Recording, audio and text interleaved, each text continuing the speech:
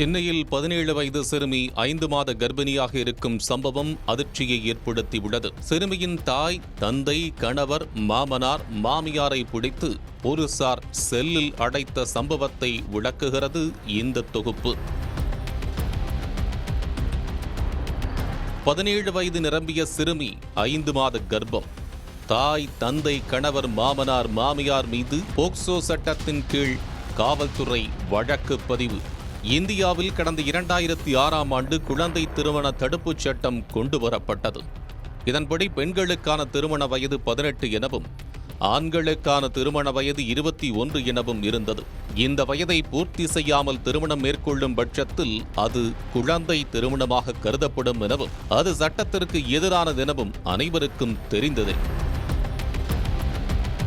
அப்படியிருந்தும் தமிழகத்தில் குழந்தை திருமணங்கள் நடப்பதாக குற்றச்சாட்டுகள் எழுந்து வரும் நிலையில் அதனை தடுக்க தமிழக அரசும் பல்வேறு நடவடிக்கைகளை எடுத்து வருகிறது.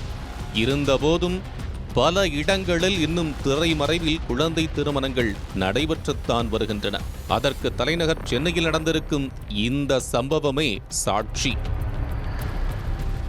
சென்னை அயனாவரம் பகுதியைச் சேர்ந்த 17 வயது சிறுமி எழும்பூர் தாய் சேய் நல மருத்துவமனைக்கு சிகிச்சைக்காக சென்றுள்ளார். அப்போது மருத்துவர்கள் அவரை பரிசோதித்ததில் சிறுமி 5 மாதம் கர்ப்பமாக இருப்பது தெரிய வந்தது. உடனே இதுகுறித்து போலீசாருக்கு மருத்துவர்கள் தகவல் தெரிவித்தனர். இதனையடுத்து அயனாவரம் மகளிர் போலீசார் நேரில் வந்து விசாரணை நடத்தினர். அந்த விசாரணையில் சிறுமிக்கு பெற்றோர் கடந்த ஆண்டே திருமணம் செய்து வைத்தது தெரிய வந்ததும் போலீசார் அதிர்ந்து போயுள்ளனர். இந்நிலையில் 18 வயது கூட நிரம்பாத ஒரு சிறுமிக்கு திருமணம் செய்து வைத்ததால் அயனாவரம் மகளிர் போலீசார் வழக்கு பதிவு செய்துள்ளனர்.